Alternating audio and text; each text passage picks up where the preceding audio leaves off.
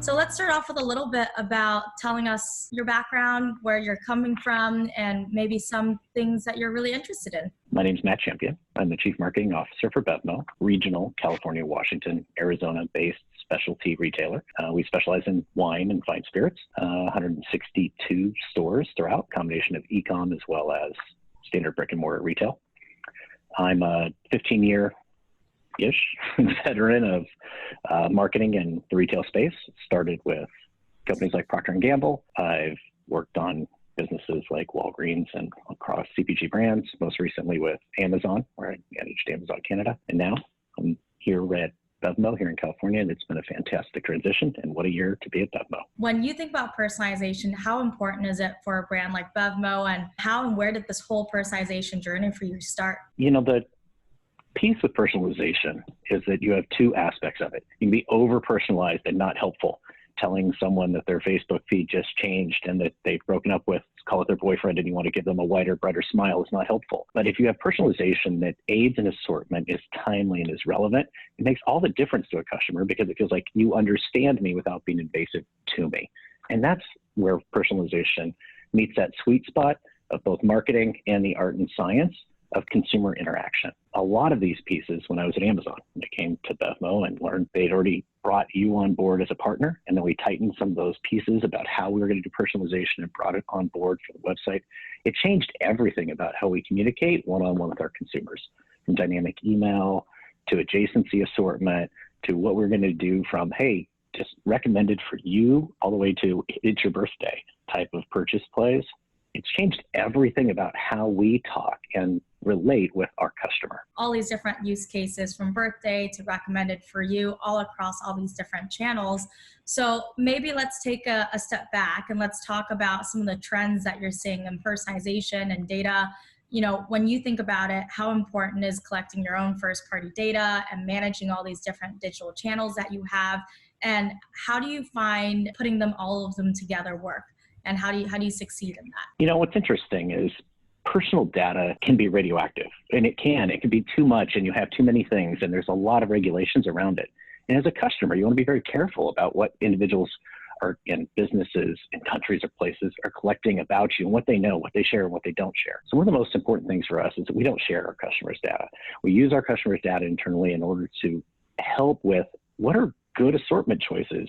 So you really like Kim Crawford wine and you want to have something that's like that. Here's something that looks like. And you feel good about knowing that we've got a little bit of your shopping behavior because we're giving you things that are helpful, they're solution-based, they're not invasive. Because one of the things that we've seen this year, and this is what a unique year 2020 was, and as we go into 2021, we're seeing a lot of the same pieces. Consumers are shifting so much of their behavior to online shopping. We've seen double-digit growth in our delivery businesses, and our e-com has now become a substantial part of our base business. And the reason for that is we have a great experience where customers can come find what they're looking for. And we don't use that data in a way that then becomes invasive and we're pushing something on them. It's a very push-pull type of model, where if you're searching, we'll help you find. Once we see you and you've come back and we recognize that it's you, we want to present things to you that are helpful. If you're learning to make gin, beverages, it's not helpful if we're, giving you brown liquor assortment pieces. Or if you really like making margaritas and we've got limes and other things, it's not helpful if we're trying to give you beer as well. So it's picking the right assortment, helping the customer on that journey, and having a conversation with them that's wanted as opposed to being forced upon. And this is how we've taken all of our use of our data. We talk about, how do we help the customer come one more time, and when they come, they're delighted. And that's what we do with our email. It's what we do with our web experience. It's what we do with our in-store experience. And it's helping customers just find that right balance between they understand me and I feel good about it, as opposed to they know too much about me and I don't like that. And it's a fine line to tread, but I think it's important as we go forward within the digital space that retailers are respectful of what they have, because it is a privilege to have data. It's a privilege to work with data. It is not a right. There's just so much going on between all the different checkouts and customers and digital channels. Where do you think the biggest challenges are when it comes to the personalization, other than just working with the data, the data and making sense of it? Where do you find most of the challenges are when you start working with maybe some other marketing vendors or as you're thinking about what's next on the horizon for BevMo? That's a great question. I think that the most important part of this is how do you start to identify and bring in using omnichannel is an overused term, but as I start thinking through what I'm going to do from a digital standpoint, how I'm going to leverage Google versus how I'm going to leverage other ad venues that are in the digital space, whether it be Facebook or these other pieces, and how you're going to start to do the different communication among targeted consumer sets, because personalization allows you both to get a demographic read, an age read, a consumption read, and there are so many venues to be able to leverage that data within the marketplace that you have to be respectful of it. I used, the example earlier of, I don't want to go into Facebook with someone who just changed their status on, I broke up, in my relationship and give them, a white strips type of advertisement and get a brighter, smile. That's the worst thing that you can possibly do. And it feels wrong. So leveraging data within partners, knowing what their skill sets are and how consumers react to that, that's the most important part and the challenge of it. Because you can doesn't mean you should. You have to be respectful of the conversation. When you're looking at digital ads, you can now target down to the zip code level using your customer data, and you have to be very smart about how you personalize that choice. We look at it from a couple standpoints. What's the spend associated with it? Is it a good investment choice against this? Because you could do a carpet bombing technique, and many people do. They just throw money at the problem as opposed to be smart, conscientious, and communicate with both new and like new customers so that you can bring in demand creation tools in the digital space is challenging, and the ROIs are always challenging. But if you have the right message set, it's very easy.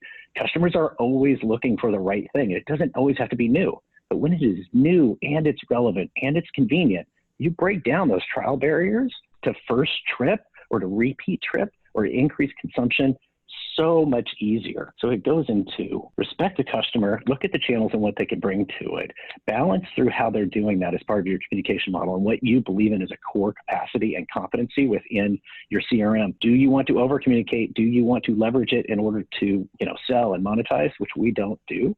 We leverage it from the standpoint of how are we going to grow and have a relationship and build our customer base through great recommendations, increased convenience, price parity or superiority. How do we work on the fundamentals of our customer relationship so it's a delightful experience and you feel both welcomed and wanted? What would you consider yourself? A beer person, a whiskey person, or a spirits person, or are you into wines? Living in California, I've lived all over the country. I grew up in California.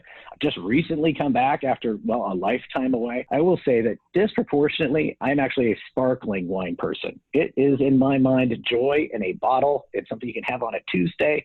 On our business cards, you have to put, what is your favorite beverage? Sparkling wine for me is one of my favorite things. Champagne, if it happens to be from France or somewhere else, but from California, I always view a sparkling wine, a little joy in a bottle, and nothing sounds quite the same as when you open up a bottle of Champers, or champagne as you may call it. That's totally true. I'm such a big believer of it as well. Let's maybe look a little bit more towards the future and think about where do you think retail and e-commerce is headed with personalization? And when you think about digital consumer journeys, what are some upcoming trends you think that people will have to start tackling or have to adopt in order to really thrive in this ecosystem? I think that this is one of the most important things. Consumer behaviors changed dramatically in the last year as consumers have adopted more platforms that allow for delivery. They allow for personalization of that delivery space. They allow for, repeat, if you will. I think that this is going to be the space where we have continued growth. You've seen it with Amazon. You've seen it with shopping and delivery. It's a combination now of consumers having convenience with what they're hoping and looking for. The next barrier is, and this just goes into last mile, it goes into how do we get it there faster? Can I get it in 30 minutes? Can I get it in under an hour? What is the price cost associated with that? Do I have to have a giant basket to do it? Do I trust the drivers that are bringing it to me to have everything in it? These are the factors that the industry has struggled in general with in retail, as well as our on-demand delivery partners have worked their way through this. And I think that the quality, the speed, the trust, the reliability of all of these things is going to be just improved exponentially in the next year. And you're going to start to see some very, very different buying behaviors because of it. This will change how customers shop. It's easier to put things into a digital cart and look at it. You've seen this with Amazon. You've seen it now with BOPUS, or buy online, pick up near store. Delivery now will start to take over that space where everyone is ordered, had expedited checkout, go pick it up. But delivery, I think, is going to be that frontier where it makes all the difference. It's the biggest delineator on, went from 3 to 5 day shipping. We went down to 2-day shipping. We're now in 1-day shipping. Now we're in, same day shipping. Now we're in delivery in 2 hours. delivery in 1 hour, delivery in 30 minutes. This turns into a convenience factor that changes how you think about both meal preparation, guests coming over, and what you're going to do. Instead of, oh, I need to go shopping and spend an hour in a round trip, you can literally continue to do what you're doing, clean the house before guests come over or the family comes home. And whatever it may be, from alcohol to food to other things, then it's delivered, and you have faith and confidence that it's both going to be fresh, it's going to be correct, and it's going to be on time. This changes everything you do about your day-to-day routine, because at 3 o'clock, you can make choices about 6, which you could never do before without actually having to spend an hour. Because even if the store's right down the road, it's an hour. It takes 15 minutes to get there. It takes 10 minutes to get back. You're in the store for 25 minutes, and you're wearing a mask and doing those things. Safety has made a big difference. And what's happened this year, retail has done a great thing. We have vaccines that are coming forward. But shopping behavior from getting that hour back is what's not ever going to change. Consumers now value that hour, and I can do something else, and this will come and I can trust it. So that's what I see going forward in the future. I think delivery, and last mile delivery specifically, is what's going to change most dramatically as we go forward in consumer shopping behavior. As we're kind of wrapping up to the last few minutes here and ending with, of course, a slight plug around Breinify. So why do you enjoy working with us? Is it our team? Is it the results, the integration? What would you say is the main reason of why you've enjoyed partnering with us? It's a really good question. I do appreciate you bringing me on board, here to talk about this. When I came to BevMo, you were already a selected partner. And one of the first things we did is we sat down and we talked about overall capabilities and personalization, what we could do with the website. It's changed our e-commerce platform unbelievably. We've rolled it out from the first time you touch Gateway and you come into our .com experience to dynamic email and execution. We do not have a single partner that is more responsive, more tied in with our business needs, understands our development, growth, and our exponential curve as we've grown and made the strategic choice to focus on e-com as well as growth across the digital spectrum. No other vendor partner has been capable, even remotely, to think about all of those in the context of all of our consumer touch points, from who are we going to target? What are we going to do from an SMS and push standpoint?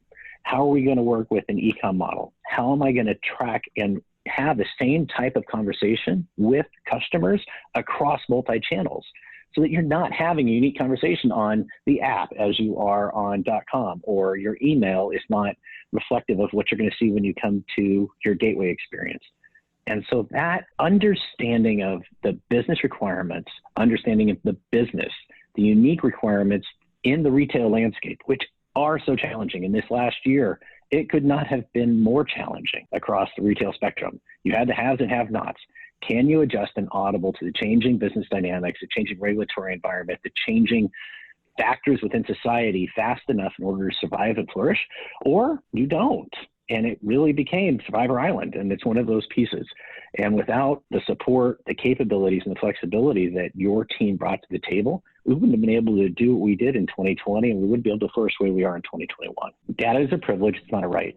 And so treat it respectfully and think about it as if it's yours or some family member of yours, and how would you want that data used? If you start with this in mind, you're principle-based as you go forward, and you will always make the right choices and decisions on that use. Personalization across all fronts can be invasive, but if you use it right, it feels comfortable and it feels known as opposed to out of touch. So be in touch, don't be in grip, be in touch. And pick partners who are responsive to what you need, because dynamics change so fast that if you do not have a partner that can turn around in a few days, if not hours, change that you need, your competition will. If you're looking for a vendor partner who never acts like a vendor partner, but acts as part of your team, then you want Breinify. They're going to understand your business. They're going to understand what your needs are, and they're going to be responsive as you ask for them.